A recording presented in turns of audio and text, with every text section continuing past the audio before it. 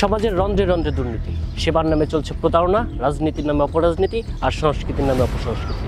কিছু মুখোশধারী দুর্বৃত্তের হাতে জিম্মে আমাদের গোটা সমাজ ব্যবস্থা, আমাদের সভ্যতা। এই সমস্ত মুখোশধারী দুর্নীতিবাজদের মুখোশ উন্মোচন করে আপনারই সামনে তুলে ধরবে অপরাধের খোঁজ। এক নজরে দেখে আসি কি কি থাকছে আজকের পর্ব জুড়ে। ৫,০০০ টাকা আমি তারে দিছি। খাজনার টাকা ডাবল দেন কেন? কবে নিয়েছি তোমার আব্বার কাছ থেকে? খাজনা দিতে ধরেন ৪-৫ দিন ৭ দিন বন্ধ করে হয়রানির শেষ নাই এখানে। মাহালম করে লোক টাকা রাখবো ৫ লক্ষ, তাইলে আমি খারিজ দিব। ঠিক আছে, আমি দোষী ভাই, আমি খুব দোষী, আমি খুব দোষী।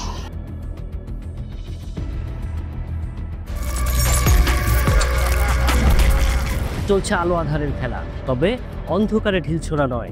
আমাদের গন্তব্য আলোর দিকে। প্রচুর অনৈতিক অর্থেরও লেনদেন হচ্ছে এখানে।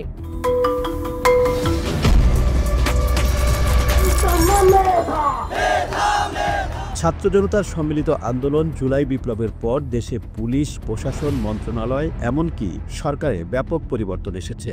রিজার্ভ, রেমিটেন্স, মুদ্রাস্ফীতি এবং দ্রব্যমূল্যের বিষয়ে পরিমাণে কম হলেও স্বস্তি ফিরেছে সাধারণ মানুষের মনে। তাই বলে কি অনিয়ম, দুর্নীতি একেবারে শেষ হয়েছে? না, সেটা কিন্তু হয়নি। কিছু কিছু জায়গায় দুর্নীতি, স্বেচ্ছাচারিতা ও জোটচুরি এখনও আগের মতোই রয়ে গেছে।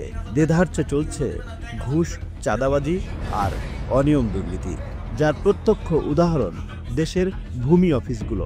আপনার তো একটা নিয়োগ হয়েছে, সেটা পার্মানেন্ট হোক, চুক্তিভিত্তিক হোক, ওনাকে নিয়োগ দিছে কে? আপনার মতো দুর্নীতিবাজকে আমরা এই অফিসে অবাঞ্ছিত ঘোষণা করলাম।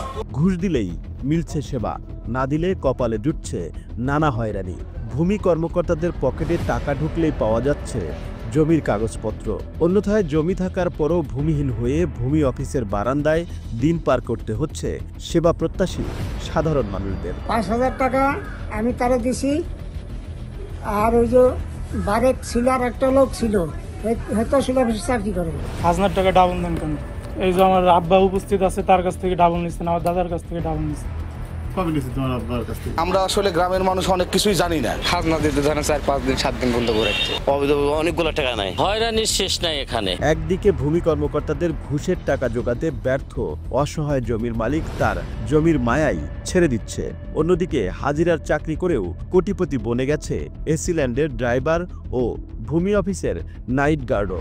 এছাড়া ভূমি অফিসে দালালি করে একসময় ভ্যান রিক্সা ও লেগুনা চালিয়ে জীবিকা নির্বাহ করা ব্যক্তি নামে বেনামে গড়েছে অঢেল সম্পদ। বগুড়ার শিবগঞ্জ উপজেলার এসিল্যান্ডের ড্রাইভার শামীম হোসেন।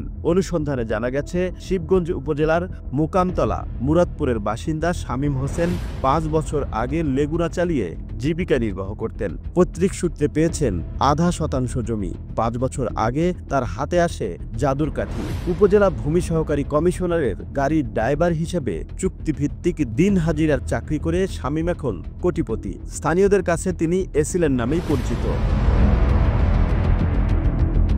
ড্রাইভার শামীম মোকামতলার মুরাদপুর এলাকায় মহাসড়ক সংলগ্ন সর্বোচ্চ মূল্যের 3% জায়গার উপর কোটি টাকার ফ্ল্যাট বাড়ি করেছেন। পাশে কিনেছেন আরও 10.5% জায়গা। এসিল্যান্ডের গাড়িতেই পরিবার নিয়ে ঘুরে বেড়ান। 5 তারকা হোটেলেও শামীমকে সময় কাটাতে দেখা যায়। বগুড়ার শিবগঞ্জ উপজেলা ভূমি অফিসে দুর্নীতির সাম্রাজ্যের অঘোষিত আরেক সেনাপতি নাইট গার্ড এনামুল হক। তিনি 2015 সালে ভূমি অফিসে চাকরি পান। নাইট গার্ড হলেও রাতে অফিস পাহারায় তাকে দেখা যায় না। তার জায়গায় টাকা দিয়ে রাখেন ভাড়া করা প্রহরী। কারণ সকাল হলেই এনামুলের হাতে যায় ঘুষের টাকা। নাইট গার্ডও বনে গেছেন কোটিপতি। এসিল্যান্ডের মতোই তার অফিসারের ভাব। জমির খারিজ, শ্রেণী পরিবর্তন, ওসিয়তনামা, দলিল সহ নানা কাজে প্রতিদিন লাখ লাখ টাকা ইনকাম করেন এসিল্যান্ডের ড্রাইভার ও নাইট গার্ড। অভিযোগ রয়েছে, সার্ভেয়ার এবং শিবগঞ্জের 11টি ইউনিয়নের ভূমি কর্মকর্তারাও এসিল্যান্ডের নামে ঘুষের টাকা গ্রহণ করে নাইট গার্ডের হাতে দেন। এরপর বিশেষ চিহ্ন স্বাক্ষর করে ফাইল পাঠানো হয় এসিল্যান্ডের টেবিলে। নাইট গার্ডের মাধ্যমেই প্রতিদিন লেনদেন হয় অন্তত 10 লক্ষ টাকা।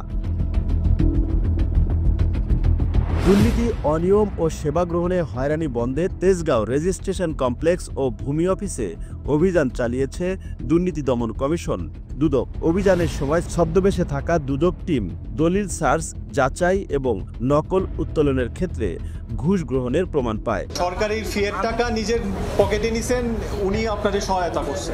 এতে জড়িত 2 জন নকল নবিশ ও 1 জন দালালকে অতিরিক্ত অর্থসহ আটক করে জেলা রেজিস্ট্রারের কাছে প্রয়োজনীয় ব্যবস্থা নেওয়ার জন্য হস্তান্তর করা হয়।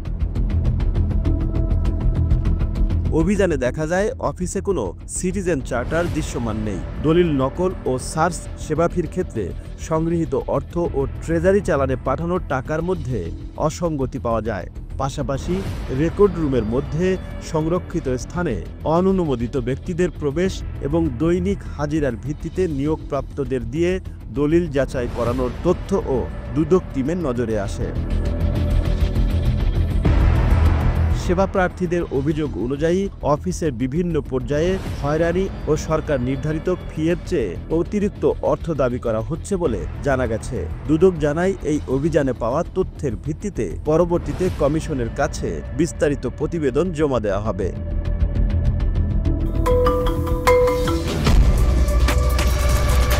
সবই দেখাবো, তবে একটি বিজ্ঞাপন বিরতির পর। সাথেই থাকুন।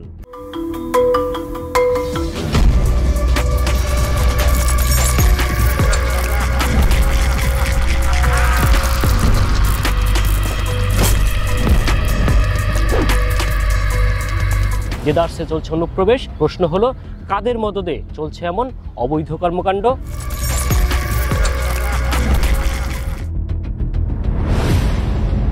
গাজীপুর মহানগরের বাসন উপজেলার ভূমি অফিসের উপসহকারী ভূমি অফিসার মাহ আলম, তিনি তার পালিত দালাল ইব্রাহিম ও মহিউদ্দিনের সহায়তায় সাধারণ সেবাগ্রহীতাদের কাছ থেকে হাতিয়ে নিচ্ছেন লাখ লাখ টাকা। মোটা অঙ্কের টাকা ছাড়া মিলছে না জমির খারিজ। মাহ আলম যে ভূমি অফিসে কর্মরত থাকেন, সেখানেই দালালদের রাজত্ব আর দুর্নীতির আখড়া তৈরি করে থাকেন। বাসন ভূমি অফিসেও তিনি সেটাই করেছেন। অনুসন্ধানে জানা যায়, গাজীপুর বাসন ভূমি অফিসে প্রতিদিন 80 থেকে অন্তত 100টি জমির খারিজের জন্য কাজ নিয়ে যান সেবা প্রত্যাশীরা। একটি জমির খারিজ বা নামজারি করতে সরকারের নির্ধারিত খরচের জন্য 1100 টাকা ভাউচার হাতে ধরিয়ে দিয়ে দলিল ভেদে 8,000 থেকে 30,000 টাকা পর্যন্ত হাতিয়ে নেয় সিন্ডিকেট। উপসহকারী ভূমি অফিসার মাহ আলম সেবা দেবার নাম করে সাধারণ মানুষকে পাঠিয়ে দেন দালাল ইব্রাহিমের কাছে, আর টাকার মেশিন দালাল ইব্রাহিম সাধারণ সেবা প্রত্যাশীদের ঘামে ভেজা লক্ষ লক্ষ টাকা নিয়ে তুলে দিচ্ছেন মাহ আলমের পকেটে, আর সেটার ভাগও পাচ্ছেন দালাল ইব্রাহিম। গাজীপুরের টেক নাগরপাড়ার মোহাম্মদ মোস্তফা নিজের জমির নামজারির আবেদন করেছিলেন গাজীপুর মহানগর বাসন ভূমি অফিসে। ভূমি উপসহকারী কর্মকর্তা এই মাহ আলম দীর্ঘ 2 মাস পর 5 লাখ টাকার বিনিময়ে সেই খারিজ করে দেবেন বলে রাজি হন, কিন্তু পরে সেই খারিজ আর আলোর মুখ দেখেনি। এদিকে মোস্তফা নামের সেই খারিজটি সহকারী নায়েব মাকসুদার আইডিতে ছিল। মাকসুদা নিজেও একাধিকবার মোস্তফাকে খারিজটি দেবার আশ্বাস দেন, কিন্তু পরে সেই সহকারী নায়েব মাকসুদার কাছ থেকেও চলে আসে টাকার প্রস্তাব।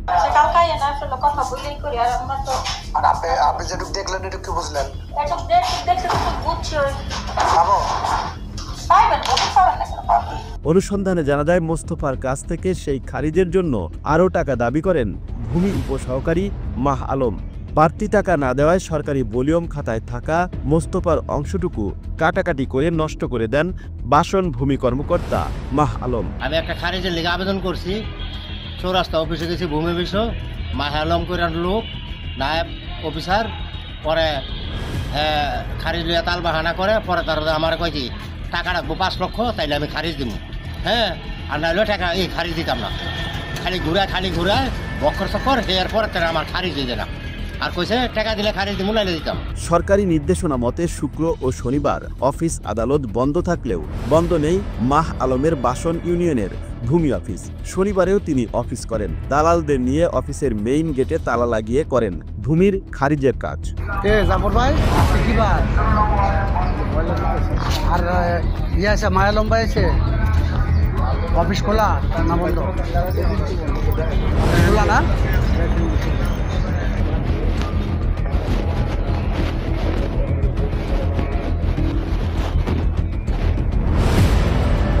আর ভাই খোলেন তো একটু।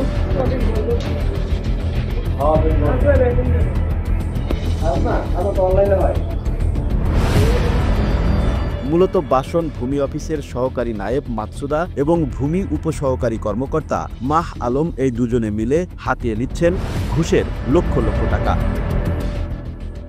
শুধু মাহ আলমের মাধ্যমেই যে দুর্নীতি হয়েছে তা কিন্তু নয়। বাসন ভূমি অফিসের সাবেক ভূমি উপসহকারী শফিকুল ইসলামও নলজানির এক সেবাগ্রহীতার নিকট থেকে একটি খারিজের জন্য নগদ 2 লক্ষ টাকা নিয়েছিলেন।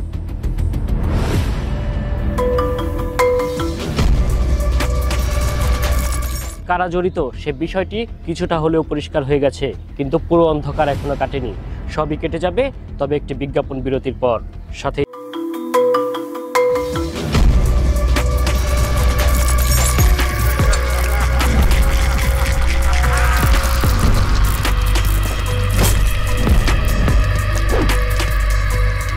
মোটা অঙ্কের টাকার বিনিময়ে সিন্ডিকেটের কাজকে সহজ করে দিচ্ছে আমাদের দেশের প্রশাসন।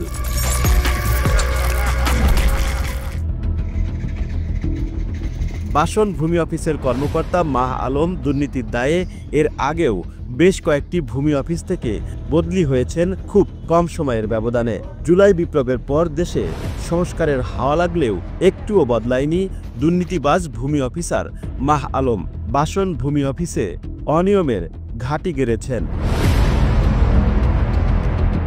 সালনা ভূমি অফিসে নায়েব থাকা অবস্থায় মাহ আলম ঘুষের দায়ে এবং অসংখ্য দালালকে প্রশ্রয় দেওয়ার কারণে বদলি হয়ে যান কাপাসিয়ার তরগাঁও ভূমি অফিসে। সেখানেও একই অবস্থা। কাপাসিয়া তরগাঁও ভূমি অফিসের আওতায় এক অসহায় ব্যক্তির কাছে মাহ আলম শুধু মিষ্টি খাওয়ার জন্যই দাবি করেন 10 লক্ষ টাকা, যা নিয়ে তার বিরুদ্ধে বেশ কয়েকটি পত্রিকায় সংবাদ প্রকাশিত হয়। এরপরে তিনি বদলি হয়ে আসেন গাজীপুর মহানগরের বাসন ভূমি অফিসে। বাসন ভূমি অফিসে বসতে না বসতেই একাধিকবার সংবাদের শিরোনাম হন এই ভূমি কর্মকর্তা মাহ আলম। সমন্বয়ের অপশন না থাকায় ভূমি মালিকগণ ভূমি লোন কর দিতে পারতেছেন। সাধারণ মানুষের অভিযোগের ভিত্তিতে বাসন ভূমি অফিসে যায় অপরাধের খোঁজ টিম। সে সময় ভূমি অফিসের সামনে একটি লাল রঙের সিএনজি দেখা যায়। জানা যায় এই সিএনজিতেই প্রতিদিন যাতায়াত করেন মাহ আলম। তিনি ছাড়া সেই সিএনজির আর কোনো যাত্রী নেই। প্রতি মাসে ভাড়া দেন 30 থেকে 40 হাজার টাকা। আর এ থেকেই সহজে অনুমান করা যায় মাহ আলমের মাসিক ইনকাম কত। এরপর সরাসরি বাসন ভূমি অফিসে প্রবেশ করে অপরাধের খোঁজ টিম। কথা বলে ভূমি কর্মকর্তা মাহ আলমের সাথে। ভূমি অফিসের দুর্নীতি নিয়ে সংবাদ প্রকাশের কথা শুনে প্রথমে তিনি খুশি হন। তিনি বলেন ভূমি অফিসের নামজারি আইডি না পাওয়ায় ঠিকমতো কাজ করতে পারছেন না তিনি, আর এর জন্য তিনি ভূমির ঊর্ধ্বতন কর্মকর্তাদের বিরুদ্ধে সংবাদ করতে বলেন। আমরা সুন্দর করে লিখলে কখনো চোখে পড়বে, চোখে পড়লে তার দেখতো কি হয়েছে, আসলে ঘটনা কি যে লিখছে তখন মনে করেন যে ওরা একটা ব্যাখ্যা তো দিব। এরপর বাসন ভূমি অফিসে দালালদের দৌরাত্বের ব্যাপারে ভূমি কর্মকর্তা মাহ আলমকে প্রশ্ন করা হলে তিনি এর বিরুদ্ধে ব্যবস্থা গ্রহণের কথা জানান। এখানে আসার পরে আমি ধরো বাড়িতে যাইনি 3 মাসে, আর ইব্রাহিমকে নিয়ে যাওয়ার তো প্রশ্নই আসে না, কারণ আমি ইব্রাহিমকে পছন্দ করি। মানে 2 জন লোক গেছে আর কি, বললো 2 জন লোক গেছে, তাহলে সেখানে তো আমি মাহ আলম নামটা বললাম না। না আপনি গেছিলেন, আপনার সাথে আরেকজন গেছিল। আমি কারো বাড়ি যে নামে যে আমি মানে উনি কি আপনি চিনেন না? হ্যাঁ তিনি অবশ্যই, কিন্তু আমি তাকে এলাও করি, আমি তাকে পছন্দ করি। চিনেন মানে উনি কি আপনার অফিসিয়াল স্টাফ না? না, বাইরের লোক, এই জন্য আমি তার পছন্দ করি না, তার আমি আসতে মানা করি। বাসন ভূমি দালালে ভরে গেছে, এখন এই বিষয়টা আপনি আচ্ছা দালালের কথাটা বলছি, আমরা দেখতে হবে। এখন কথা শুনেন, কি করলে আপনার মানে এই আমি ভালো থাকবো এটা বল। আর তার নিজের অনিয়ম দুর্নীতির ব্যাপারে জানতে চাইলে তিনি জানান, রিপোর্টটা আপনি করছেন, এই রিপোর্টটা কতদিন আগে কি ছিল আপনি সব জানেন, জানার পরে আপনি করলেন কেন? আপনাকে একবার জিজ্ঞেস করবেন না যে আলম ভাই আমাদের কোনো দুষ্টামি করতেছে? হ্যাঁ ঠিক আছে, আর বড় উচিত ছিল না, বলেন সাদা উচিত ছিল না, সম্পাদক হিসেবে সে কাজটাকে ভালো করলো?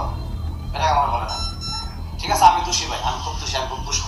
ইব্রাহিম দালাল এবং মহিউদ্দিন দালালকে টাকা কামানোর হাতিয়ার হিসেবে কাজে লাগান মাহ আলম। এমন অসংখ্য দালাল রয়েছে এই ভূমি কর্মকর্তার। জানা যায় দালাল ইব্রাহিম নিজের স্বার্থে বিএনপির নেতা পরিচয়ে সালনা ও বাসন ভূমি অফিস দেখাশোনা করে। সরেজমিন অনুসন্ধানে জানা যায় দালাল ইব্রাহিম আসলে বিএনপির কোনো নেতা নয়, বরং নেতা পরিচয় দিয়ে বিএনপির সুনাম নষ্ট করে যাচ্ছে।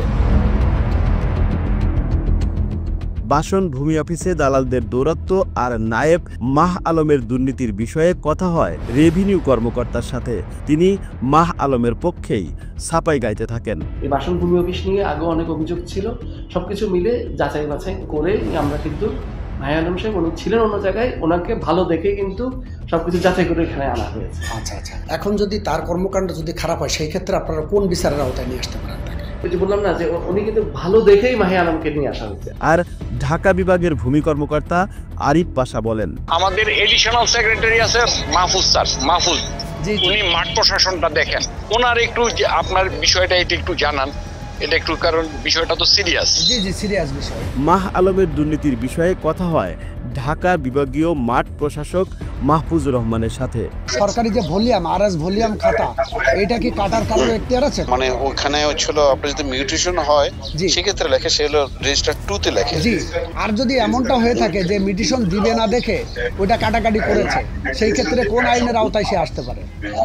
এখন এটা ছোট একটা মানে হলো না দেখে মানে তদন্ত না করে বলা যাচ্ছে না আর কি, ওটা কিভাবে কাটা হয়েছে, কি কাটছে। আমি মতবাদ দিব না সেভাবে, মানে চলো আপনাকে, কিন্তু আপনি যেটা বলছেন আপনি নিউজ করেন, কোনো অসুবিধা নেই আমাদের, কারণ আপনি অনুসন্ধানে ইয়ে করবেন এবং মাঠ পর্যায়ে যদি কারো বিরুদ্ধে অভিযোগ থাকে সেটা যদি আপনি ফাইন্ড আউট করে নিয়ে আসতে পারেন, সেই ব্যাপারে আমরা তো ব্যবস্থা নিবই। একটি খারিজের খরচ 5 লাখ টাকা হয় কি করে, এ বিষয়ে কথা হয় গাজীপুরের এসিল্যান্ডের সাথে। কেউ যদি টাকা চায়ও তাহলে দেখবেন হয়তো 2000, 3000, 4000, 5 লক্ষ টাকা দেখি খারিজ করা, 10,000 পর্যন্ত চায়। কথা বলার চেষ্টা করা হয় ভূমি কমিশনারের সাথেও। কমিশনারকে ফোন দিলে তিনি তার পিএসকে ধরিয়ে দেন। বলছে আপনি তো যে বাসনের ওটা দিয়েছেন স্যারকে, ওটা স্যার দেখেছে এবং পরবর্তী ব্যবস্থা নেওয়ার প্রস্তুতি নিচ্ছে। অনেক সম্পদ তার আছে, এত সম্পদ সে কিভাবে পেল? অবৈধ কাজ যে করবে, দুর্নীতি করবে, তার সাজা পাওয়াটা কম্পালসরি। এরপর অনুসন্ধানী টিম বাসন ভূমি অফিসের অনিয়ম দুর্নীতি নিয়ে কথা বলার জন্য একাধিকবার গাজীপুর জেলা প্রশাসকের কার্যালয়ে গেলেও কোনো লাভ হয়নি। তিনি ক্যামেরার সামনে কথা বলতেই রাজি হননি।